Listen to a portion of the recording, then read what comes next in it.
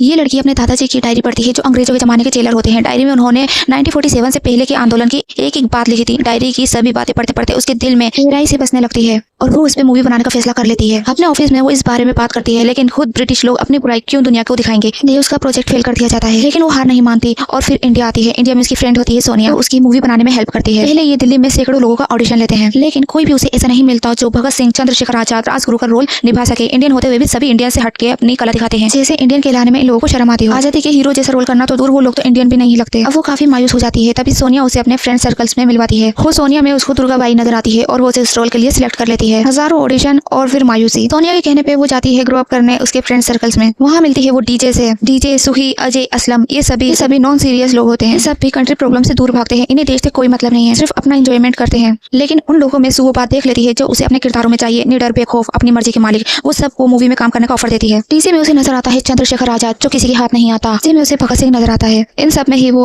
अपने किरदारों को देख लेती है। इन सब में सबसे अलग होता है लेफ्टिनेंट करण, जो कि सोनिया का बॉयफ्रेंड होता है। जब सू अपनी फिल्म का ऑफर सबको देती है तो सब उस पे हंसने लगते हैं। सू और सोनिया किसी तरह उन्हें मना लेते हैं, क्योंकि डीजे तो वैसे ही सू पे फिदा होता है। ये लोग इस मूवी में काम तो करते हैं, लेकिन अपने किरदारों के लिए बिल्कुल भी सीरियस नहीं होते, उल्टा उनका मजाक उड़ाते हैं। लेकिन मूवी बनते बनते ही अपने ही किरदारों में ढलने लगते हैं। इत्तेफाक से इनके साथ कुछ ऐसा होता है। करण जो इनका दोस्त होता है प्लेन क्रैश में मारा जाता है और सारा इल्जाम भी उसी पे आता है कि उसने अपनी लापरवाही से प्लेन क्रैश किया। सरकार अपना बचाव करती है और फिर यहाँ छिड़ता है एक आंदोलन जो आज का सूरत हाल बयान करता है। इसमें जो प्रोटेस्ट का तरीका दिखाया गया कुछ ऐसा ही चल रहा है आज के दौर में। सरकार अपनी गलती नहीं मानती और सारा दोष करण को देती है। कहा जाता है कि करण बहुत ही जोश के साथ प्लेन उड़ा रहा था, जबकि करण ने सैकड़ों जिंदगी बचाई थी अपनी होशियारी से। ये कहानी कुछ एयर इंडिया जैसी भी मालूम देती है, जिसमें प्लेन क्रैश हुआ था अहमदाबाद में। सभी करण के लिए प्रोटेस्ट करते हैं और ये बिल्कुल वही मंजर होता है जो आज हमें देखने को मिल रहा है। पुलिस मासूमों पे लाठीचार्ज करती है, ना तो कोई नेता वहाँ आता है, ना ही उनकी मांगे सुनी जाती है। हर कोई इंसाफ का इंतजार करता है। सब अजय को श्रद्धांजलि देते हैं और चाहते हैं कि उसका खोया हुआ सम्मान उसको मिले। जो सरकार अपनी लापरवाही छुपा रही है। खराब पुर्जों वाला विमान नौजवानों के हाथों में थमा दिया जाता है, जिससे कि उनकी जान चली जाती है। कई गोद उजड़ जाती है, कई सुहाग मिट जाते हैं। और यही मामला आज के पेपर लीक में है, जिसमें कई स्टूडेंट्स ने सुसाइड की थी। यहाँ सब इंसाफ पाने के लिए अपनी मांगे लेकर बैठते हैं, लेकिन इन्हें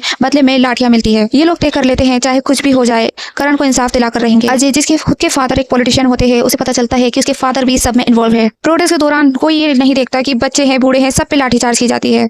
और ये नेता, ये पॉलिटिशियन गाड़ी में बैठा बैठा सब तमाशा देखता है। यहाँ एक पॉलिटिक्स का मेंबर भी होता है जिसे ये सब नहीं देखा जाता और वो जान जाता है अपनी पॉलिटिक्स की सच्चाई। पुलिस की लाठी लेके वो पुलिस को ही मारने लगता है और एक मुस्लिम को बचाता है। उसे सब समझ आता है कि हिंदू मुस्लिम ये सिर्फ पॉलिटिशियन ही करते हैं, वरना देखा जाए तो सारे हिंदू मुस्लिम एक होकर ही रहते हैं। ये सब तय कर लेते हैं उस पॉलिटिशियन को मारने की। इन सब ने पक्का इरादा कर लिया था कि अजय को अगर इंसाफ नहीं दिला पाए तो कम से कम उसका बदला जरूर लेंगे। इस पॉलिटिशियन को मारने से पहले करण अपने पिता को भी मार देता है, क्योंकि वो भी सब में इन्वॉल्व था। पॉलिटिशियन सुबह निकलता है, ये बेखौफ होते हैं कि पकड़े गए तो पकड़े गए, लेकिन ये उस पॉलिटिशियन को मारने का पक्का इरादा कर लेते हैं और फिर उस पॉलिटिशियन पे बहुत से फायर कर देते हैं। ये दोनों हाथ नहीं आते हैं और फिर इस मौत को कोई और आतंकवादी संगठन से जोड़ा जाता है और पॉलिटिशियन जो मरा था उसको काफी सम्मान दिया जाता है। ये बात इन लोगों से नहीं देखी जाती। ये सामने आने का फैसला करते हैं और बताएंगे कि इन्होंने ही उसे मारा था और क्यों मारा था ये भी बता देंगे। जिस मूवी को ये कर रहे थे, जिस मूवी के किरदारों को ये मजाक उड़ाते थे, वही के वही किरदार इनकी खुद की जिंदगी में ढल गए थे। सुबह सुबह रेडियो स्टेशन पे जाके ये सारी बातें बता देते हैं कि इन्होंने इस पॉलिटिशियन को मारा था और क्यों मारा ये भी बता देते हैं। अपने दोस्त अजय को इंसाफ दिलाने के लिए ये खुद को सरेंडर कर चुके होते हैं, उसके बावजूद भी सारे के सारे मारे जाते हैं। हमें लगता है कि 1947